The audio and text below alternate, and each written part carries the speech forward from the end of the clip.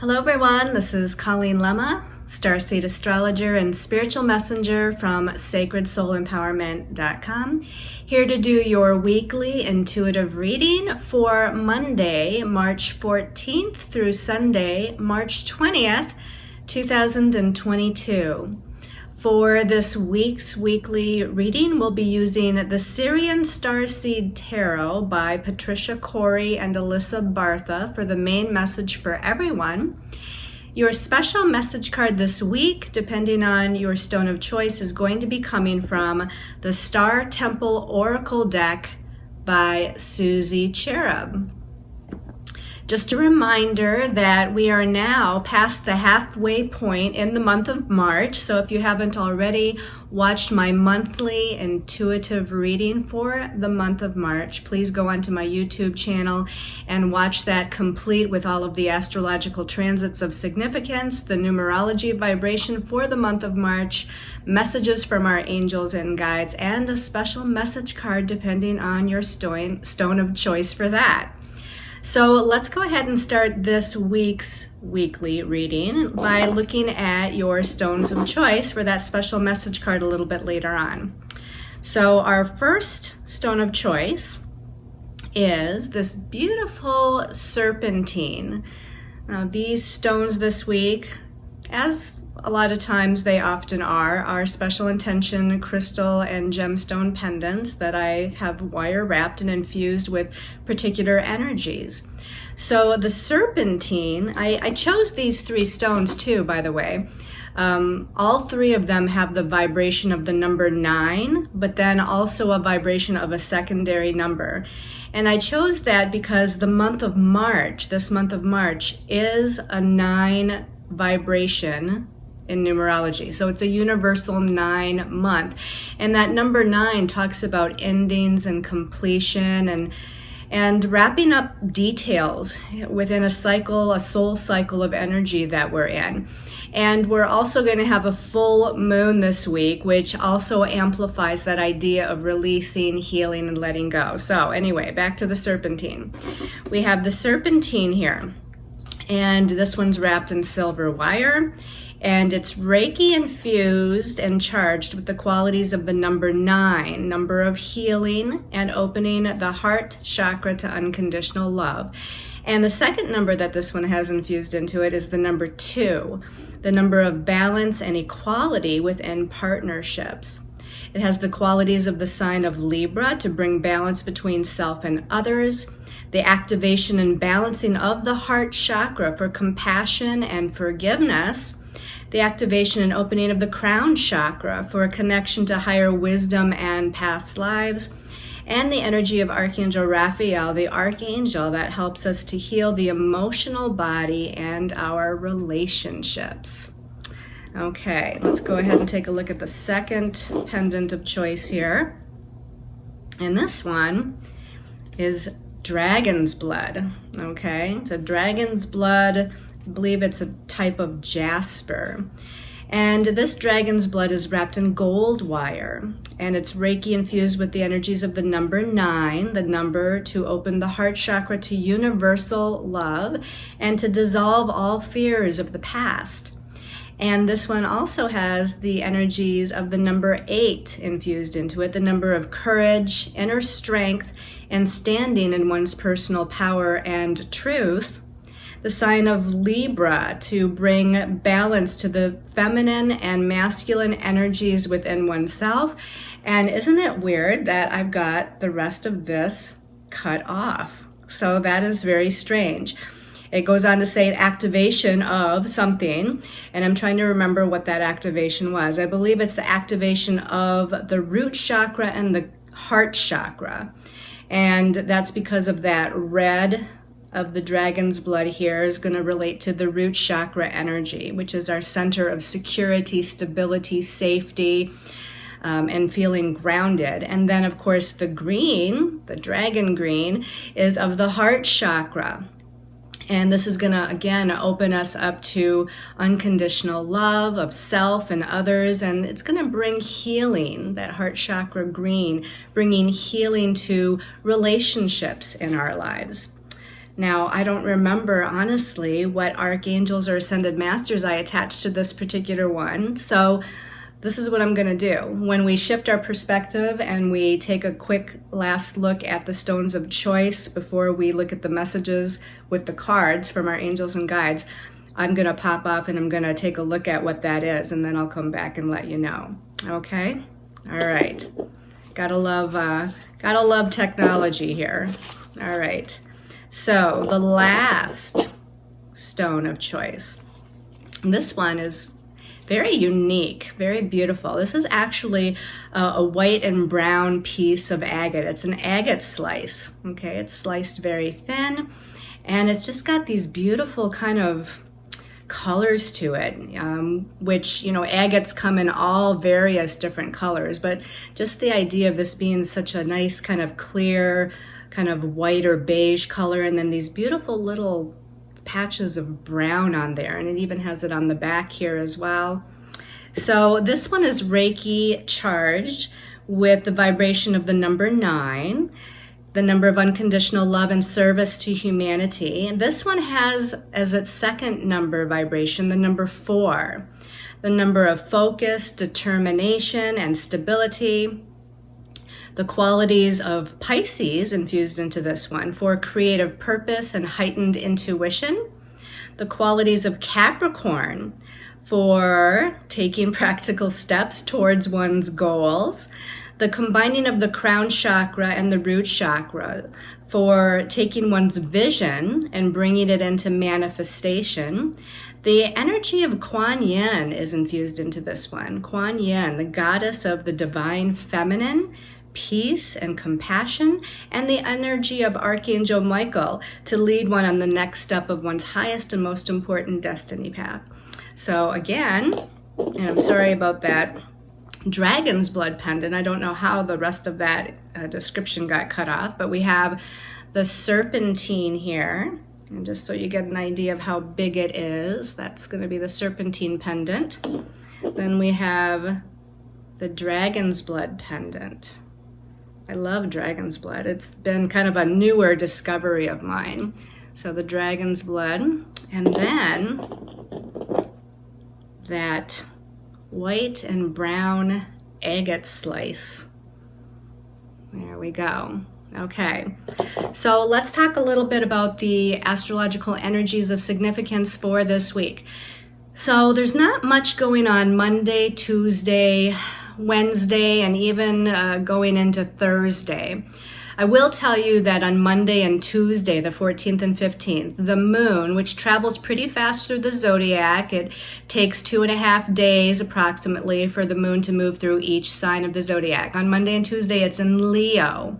So the moon rules our emotions, our feelings, our intuitions, our subconscious. And it being in Leo, there's a need for us to feel appreciated. Moon in Leo wants to feel recognized for who they are. They want to feel appreciated. They want to have fun. You know, Leo is about the inner child. So on Monday and Tuesday, we're getting in touch with our inner child potentially, maybe for healing or maybe for enjoyment and having some fun. On Wednesday and Thursday, the moon's going to be in Virgo. Now, this is going to be the sign of the zodiac where we have our full moon in a couple days here. But on Wednesday and Thursday, the moon in Virgo. So the energies of that full moon are starting to increase and intensify. And moon has a little bit more of a difficult time in Virgo because moon is our emotional nature. It rules our emotional body. But Virgo is a very mental sign. It's about logic and analysis. It's the mental body. So when you put the moon in Virgo, she's not the happiest there.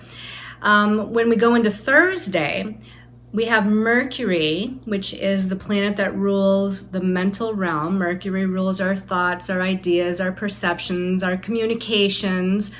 And it currently is in Pisces. It just kind of very recently went into the sign of Pisces. Now, it's going to be there from the time of last week when it went into Pisces, there for about 3 weeks. So we've got a little bit while. I can't remember the exact date, but there's a later date here in March, and Mercury will have zipped through Pisces to get ready to go into the next sign. But On the 17th, Mercury in Pisces is going to be making a sextile to Uranus, the Great Awakener. Uranus, the planet that rules freedom and liberation and sudden and unexpected change and redirection and future-oriented kind of ideas of how we can assist humanity and assist the planet. So Mercury, because it rules that mental realm and thoughts and ideas, and you put it in Pisces, which is very imaginative and very creative. Now, Mercury in Pisces is not its favorite place because Mercury is so logical and analytical and mind-oriented, and Pisces is so dreamy and fantasy-like, and again, this imagination that it just wants to go with the flow. But when you put them together, the one benefit is that we can visualize, meditate, create with our minds the picture of where we want to go and what we want to do. So that's why it's great for creative writing, and it's great for doing any kind of spiritual work. It's good for, again, utilizing your imagination in whatever project or anything that you're working on. So the sextile to Uranus gives us an opportunity. A sextile is an aspect of opportunity. So there's an opportunity here to awaken our senses because Uranus rules awakening. So we're awakening our higher senses, and we're opening our crown chakra to this higher guidance, higher wisdom, higher understanding, messages from the other realms.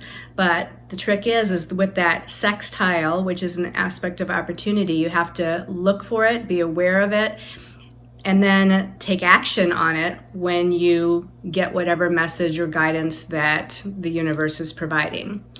Now we're going to go to Friday the 18th when we have our full moon in Virgo. So this full moon in Virgo happens at, let me see if I can read my own notes, 3:18 a.m. Eastern time. So that means it's very, very early in the morning hours of Friday. So even on Thursday night here, if you look out in the night sky, you're in the Eastern time zone or the Pacific time zone in the United States, you're going to look out on Thursday and it's going to look full as full can be, because during those morning hours at 3:18 a.m. Friday is when she is at her fullest. This happens at 27 degrees of Virgo. That means that the sun is at 27 degrees of Pisces. So we're in Pisces season, remember? We have the sun in Pisces, we have Mercury right now in Pisces, we have Jupiter in Pisces, we have Neptune in Pisces.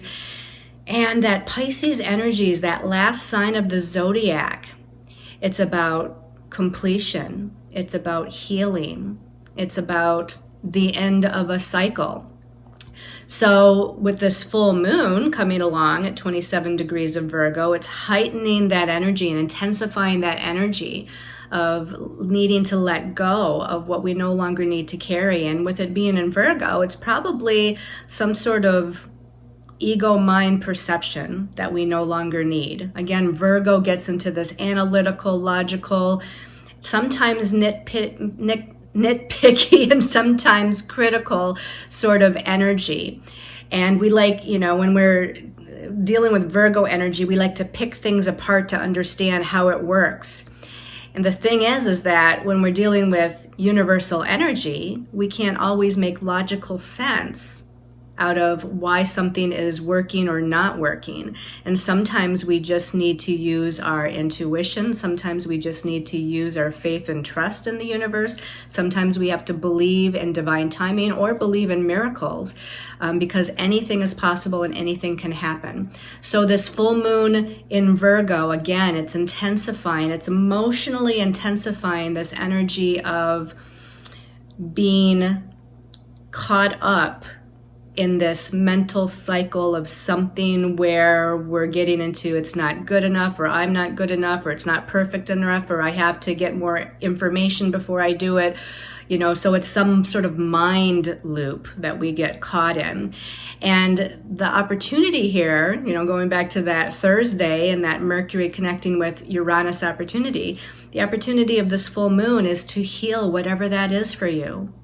Heal the perfectionistic attitude. Heal the I'm not good enough thought processes. Heal the I need to get more information or study more or learn more before I do something. Whatever it is for you on that subconscious level, this full moon being in Pisces season, it's in Virgo. We're nearing the spring equinox, which happens yet this week. And we really need to clear. We need to clear, release, purge, transmute what we no longer need to carry as we get ready to move into Aries season. Also on that day of the full moon, Friday the 18th, we've got a couple of other sextiles. Remember, sextiles are an aspect of opportunity. We have to be aware of the opportunity, look for that opportunity. Once we recognize the opportunity, then we have to take action on it to make something happen. So that first connection is with Venus and Chiron. Venus rules love and relationships. Venus rules our values. Venus rules our personal resources, money, finances. Venus rules the divine feminine, and she's in Aquarius right now. So she's independent, she's self-sufficient, she's freedom-oriented, she's beating to the beat of her own drum, she's being unique, and she's being the humanitarian, because Aquarius is the sign of the humanitarian.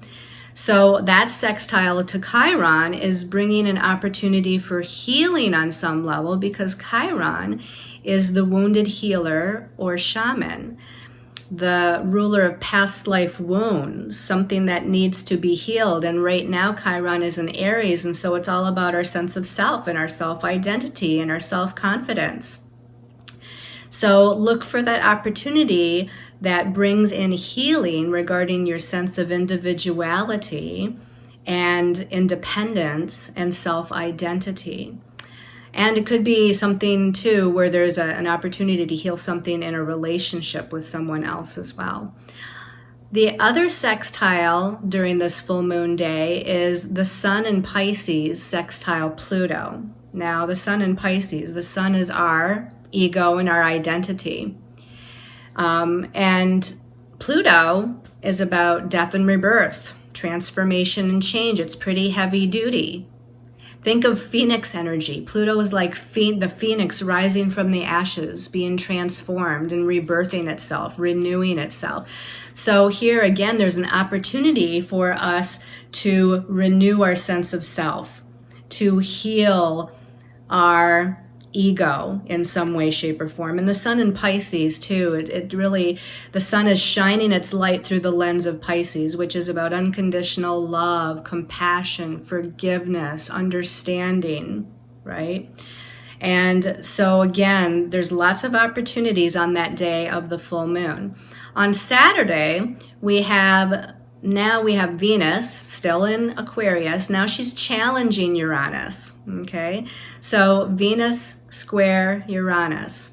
Well, that could be something sudden and unexpected, maybe in finances, maybe in relationships. And also, too, this is a little bit more advanced, but Venus, one of the signs of the zodiac that Venus rules is Taurus.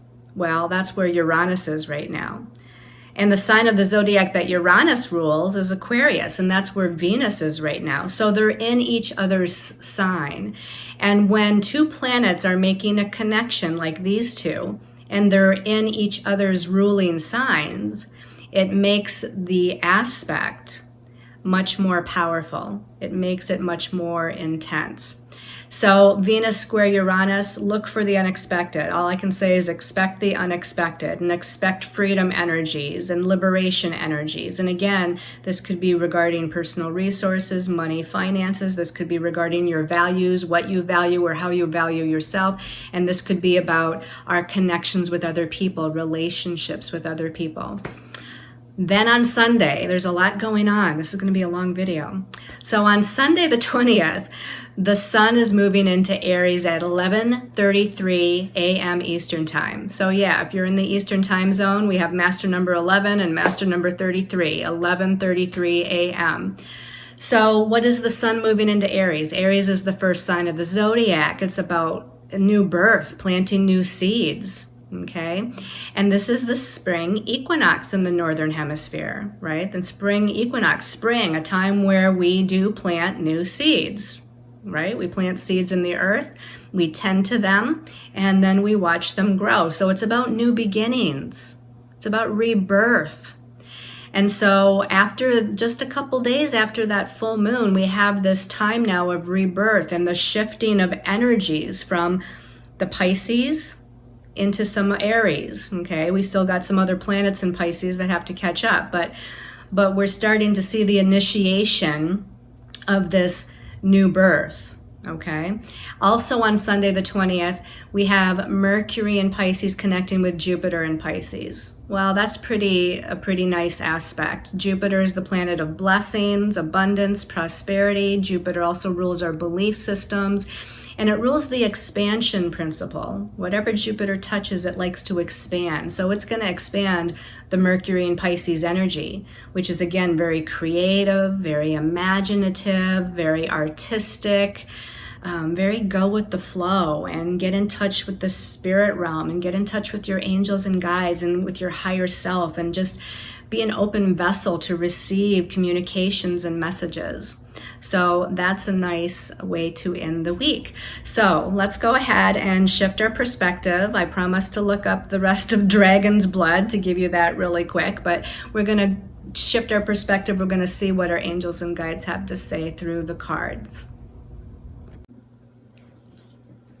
Okay, so let's go ahead and take another quick look at those stones of choice for you, complete with a little bit of added information on the Dragon's Blood.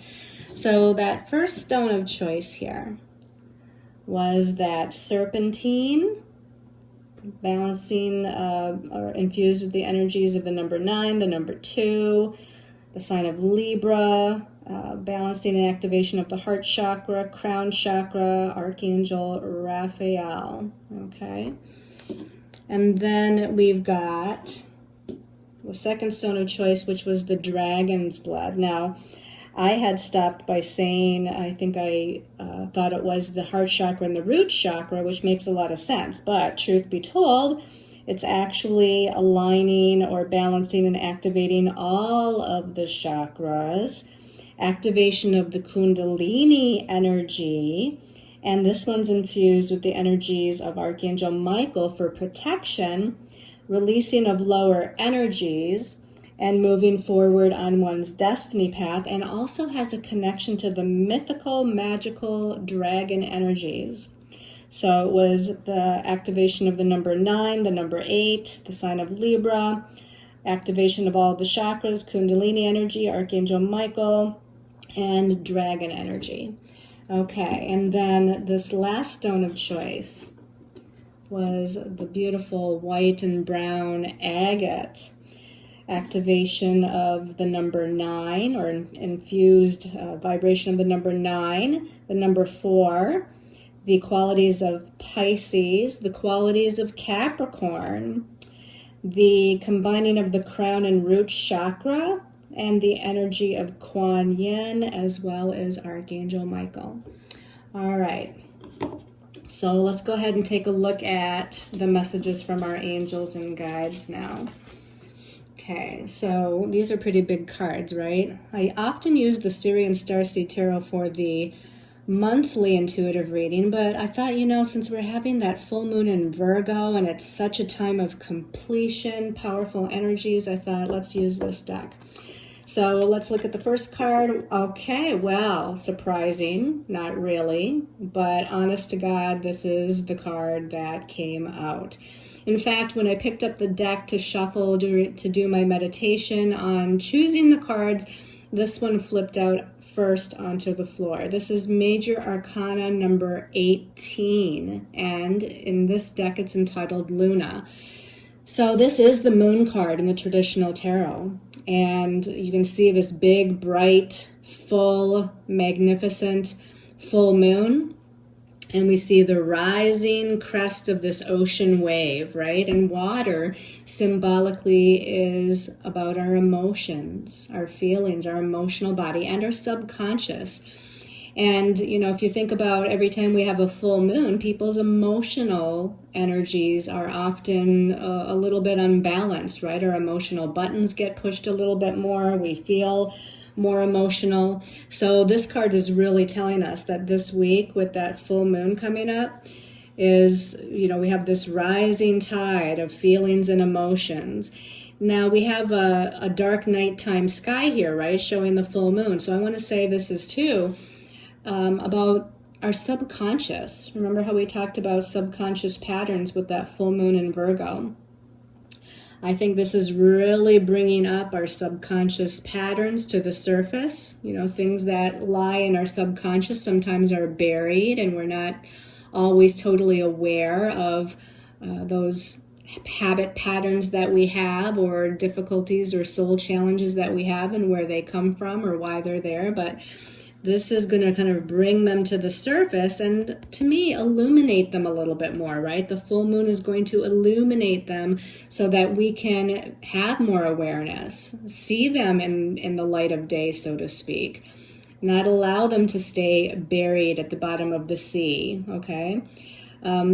Also, the moon card is increased intuition, right? The moon rules our intuitive body, our psychic senses, our empathic ability. So all of those are going to be getting stronger this week, which is typical of a full moon as well.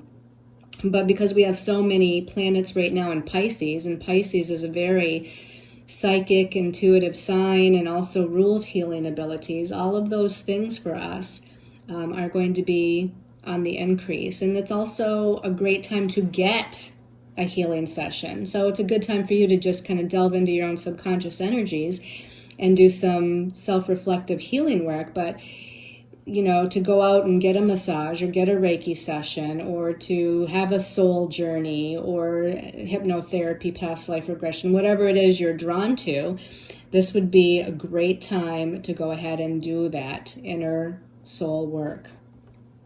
All right, let's take a look at the next card. The next card came out as two cards flipped out of the deck, as often is the case when I'm shuffling. I don't even get to choose the cards. They just kind of fall out or flip out or fly out. So the first of these two cards is the Sage of Chalices. Now, in this particular deck, the sages are the queens, and you can kind of tell that because we have this wonderful, beautiful, woman here, goddess-looking woman. The Sage of Chalices is like the Queen of Cups in the traditional tarot. So the Queen is our nurturing, mothering, sensitive, intuitive, psychic, healing, priestess, sort of energies. Chalices or cups is about the emotional realm. So again, it just amplifies that emotional sensitivity. It amplifies the empathic abilities. It amplifies our divine feminine nature, and you can really see that in the image of this woman holding the cup as she's standing in the midst of some sort of pond or lake, and she's got a beautiful waterfall in the background and little sparkly kind of stars all around here, and she's surrounded by the loving gentleness of nature. So to me, this is bringing out that divine feminine, getting in touch with the divine feminine, allowing the healing, being receptive, being flowing and allowing and loving and compassionate and forgiving, both towards yourself and towards others. This is really getting in touch with your intuitive, healing, empathic, and to me also sensual and erotic even kind of nature. She has quite the sensual look about her here. This to me is like getting in touch with your goddess energies. If you like that terminology a little bit better than sensuality, this is about getting in touch with your goddess energy here. Okay, so let's see what card came out with the Sage of Chalices. Okay, with the Sage of Chalices, okay, we have another sage. This is the Sage of Flames, or the Queen of Rods, Queen of Fire, in the traditional tarot. Okay, so we have another still that divine feminine energy of the Queen, the divine feminine. And, it comes to mind too, that full moon in Virgo, not too long ago, I don't remember if I read it or if I heard somebody say it. I mean, I've studied astrology and done astrology readings for probably over 20 years now. But recently, and maybe I knew it on some level but forgotten it, but how we think about Virgo as the virgin, right? I mean, every sign of the zodiac has its symbolic kind of nature according to the glyph that the sign is associated with. Like Aries is the ram, Taurus is the bull, Gemini is the twins, right? When you get to Virgo, we say Virgo is the virgin. Well, in ancient astrology or ancient astrological times, Virgo was known as the maiden, not the virgin, the maiden. And I just really love that so much more, right? I mean, and not because necessarily we sometimes flinch at the word virgin or, have some sort of sexual connotation with it. No, it's about innocent energy. The maiden is young, innocent, divine feminine energy.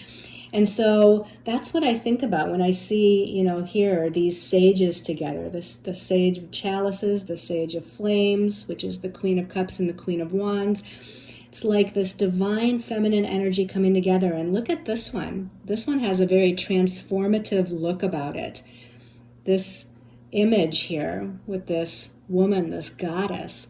She's transmuting, transforming, going through death and rebirth. It almost is like that phoenix energy where there's this healing and transmutation and this kundalini activation. I mean, look at that here at the base of her spine. And we got this snake-like, serpent-like kind of energy going up the chakras. I mean, that's kundalini.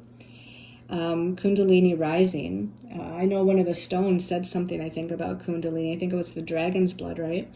So that's very interesting as this activation is taking place, the activation of the divine feminine, the healing of the divine feminine, the empowerment of the divine feminine, because flames or fire, wands or rods, all the same thing, but it's that creative spiritual energy. It's that creative spiritual energy. So you put those two together, I mean, that's powerful, right? I mean, oftentimes we think that water puts out fire, but this is just amplifying it. Water and fire together also make steam, by the way, right? It transforms and transmutes, it alchemizes it into a different form. So I feel like we can make these emotional and creative spiritual energies work together for our benefit. And again, come into that divine feminine energy that it's portraying here. I mean, the moon card is feminine too. So we've got the moon, Luna, feminine, two sages, two queens, very feminine. There's a lot of feminine energy here. Let's take a look at what the last card is. Okay, the last card is another major arcana. Major arcana 21.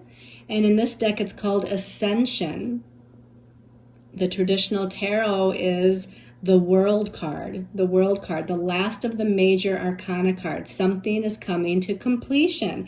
And that's exactly where we're at right now. Not just because we have a full moon, and full moons are always about completion, healing, releasing, letting go, but because we're in the last few days of Pisces season with the sun being in Pisces and then moving into Aries on the 20th of March, signifying the Spring Equinox. We're moving into fire energy here and new beginnings very, very soon. And so it makes sense that we're in a time of completion. Here, this would be stating we're in a time of ascension. We're in a time of moving, graduating on a soul level to the next step. Our souls are graduating or ascending to the next step. And look at this beautiful goddess energy, and she's holding the world in her hand. So it's not only us that's ascending and moving to the next step, but it's the world, it's the collective of humanity.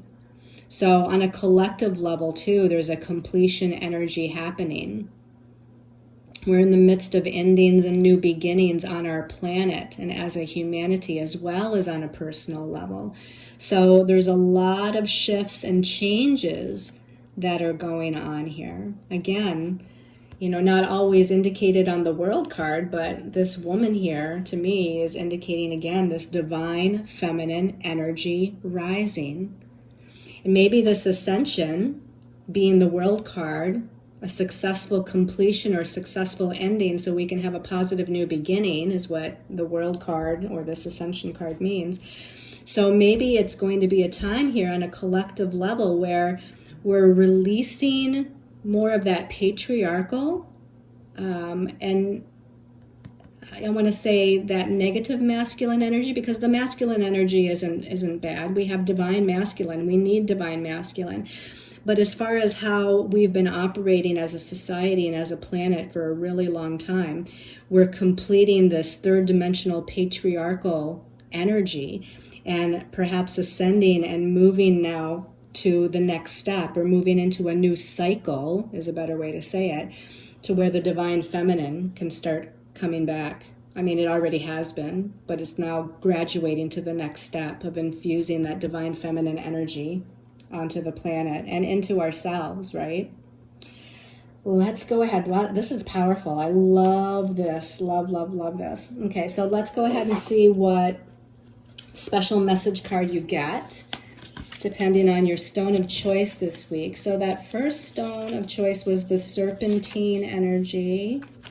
Give this a little shuffle. I'm tuning into serpentine. Those who chose the serpentine energy, what's their special message?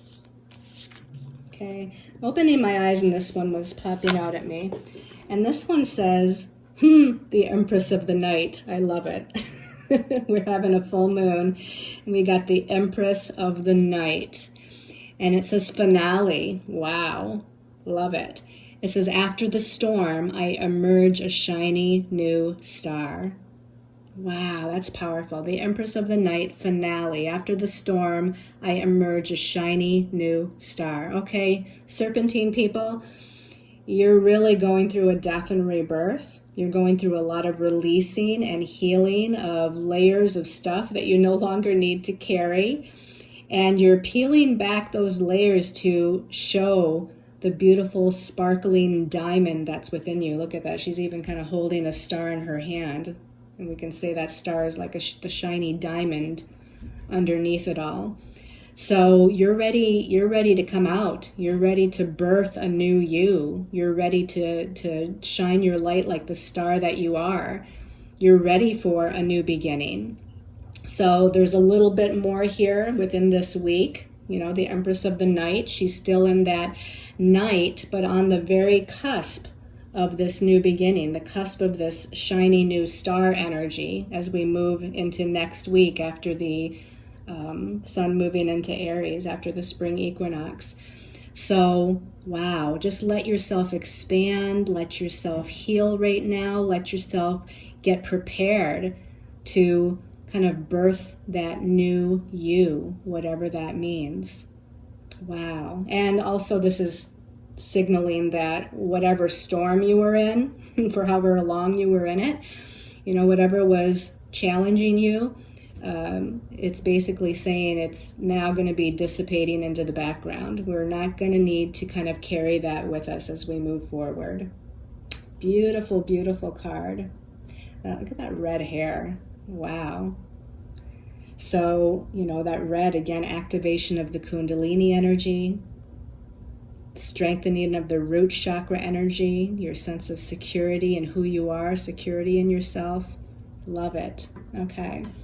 Let's take a look at the special message for the dragon's blood.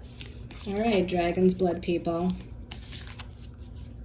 What's the special message for dragon's blood? This one was calling my attention when I opened my eyes. This one says, goddess of balance. Goddess of balance, equality. Well, that has a very Libra sort of flavor to it, doesn't it?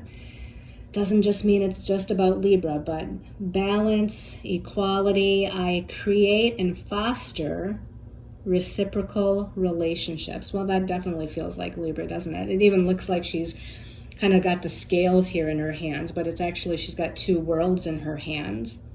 So this one has a lot of gold energy, solar plexus chakra, activation of that solar plexus chakra of personal power, equality, balance, leadership, confidence, courage, right? She wants relationships in her life now where there's compromise, where there's mutual respect, mutual admiration, mutual love, where there's equality and fairness, right? Where it's not out of balance, where it's not one person has more power or is trying to take the other's power. So goddess of balance, equality, I create and foster reciprocal relationships. So go out and network.